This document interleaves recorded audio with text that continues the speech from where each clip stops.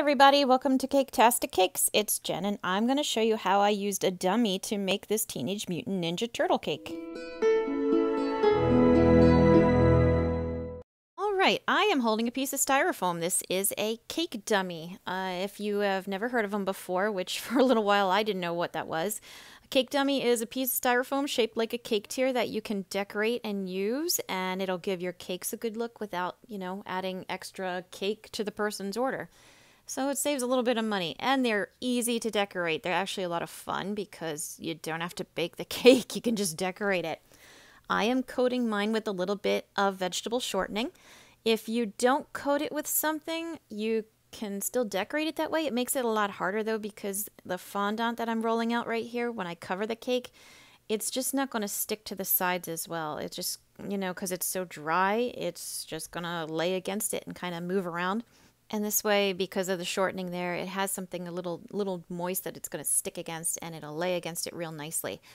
These things are fun to use, like I said. If you ever are going to do like a craft show or something, you want to show off your stuff, you can use these to make your fake cakes, and that way they don't ever spoil.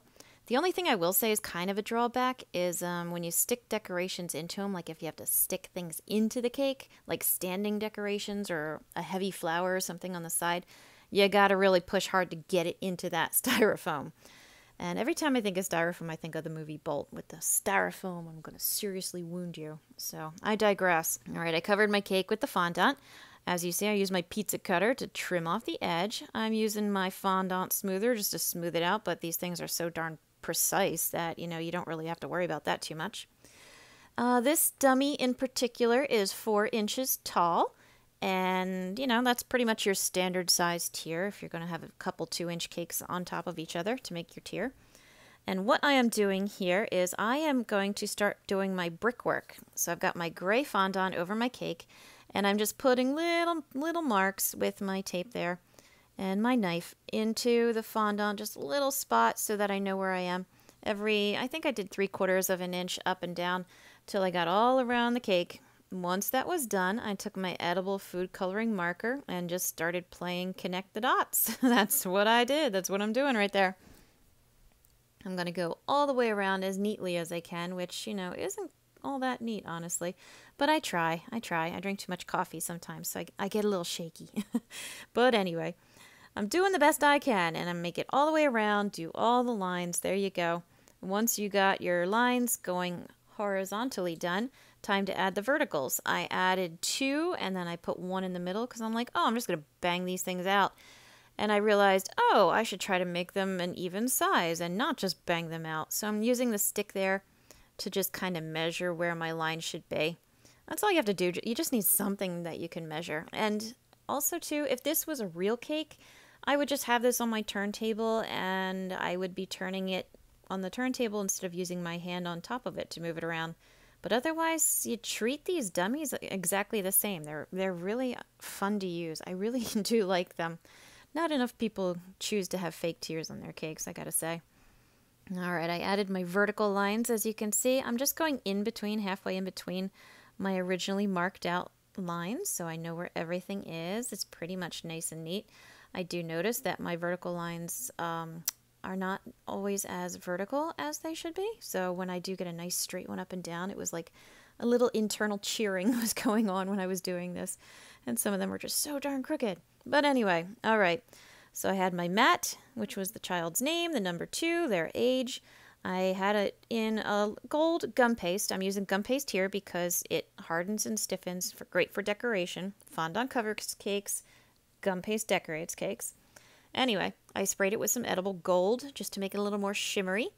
I'm putting my name on some black gum paste again because this is a decoration. I want it to be nice and firm. I just kind of stuck it on, and as you see, trim it out a little bit, make it look lovely. Take my black piece. I didn't stick the letters on with water, so they came right off because when I stick it on, they're going to move a little bit. So I had taken them off, got my black, stuck it on my brick wall. Now it's a big old graffiti print or something. And I realized looking back on it too now, I should have rolled the black out thinner, but I didn't. But anyway, it still works, so it's okay. Now I'm putting my letters back on. I got to readjust a little bit because, of course, things move when you handle them too much. Using my little fondant spreader there to press them down nice and tight. And there you go, shimmery zappy. All right. Now to decorate my bricks a little more, and you know the name. So I took some black food coloring and I added a little water to it and mixed it up until it was kind of, you know, nice and runny. I made it a little thinner on my paintbrush so it wasn't real heavy, and I'm just going over the rectangles that I made in the bricks just to rough them up. Kind of gives them some shading, a little more depth and character, and makes them more interesting. You know, the more details you add, the better it's going to be. I'm adding some black speckles and smears around the black name. Same idea, just kind of make it look like a little more of a messy graffiti job on the brick. Just gives it more to look at, more interesting, right? Details are always great to add. And speaking of adding details, if you do want to see how to make the Teenage Mutant Ninja Turtle cake topper, I will have a link for you to follow that'll show you the video. It's an old video, so watching it again for me was hilarious because it sounds like I'm playing with styrofoam the entire time I'm working on it. But you will have that available so you can put this whole cake together yourself. And now getting back to my little cake dummy over here, I am adding some more gold shimmer. It's actually a gold powder shimmer, not a spray, to the name because I just felt like it wasn't shiny enough. I'm using my edible food coloring marker now to add a little less details to my bricks. I'm just giving some cracks, you know, kind of making some lines come out of the name there. Adding some little crinkles and cracks and lines and marks and mistakes and that kind of thing to the bricks themselves. Because again, you know, you can't add too many details. You know, it just looks better instead of just boring old rectangles like, oh, look, I made bricks. No. Take it the step further. Make it look even better. And if you go and find that other video with the Teenage Mutant Ninja Turtles on top, you got a really cool cake, right? So thank you for watching. Please check out my other videos. I've got a bunch out there. I hope you found this helpful. Like and subscribe because that helps me. And as always, thank you for watching Caketastic Cakes.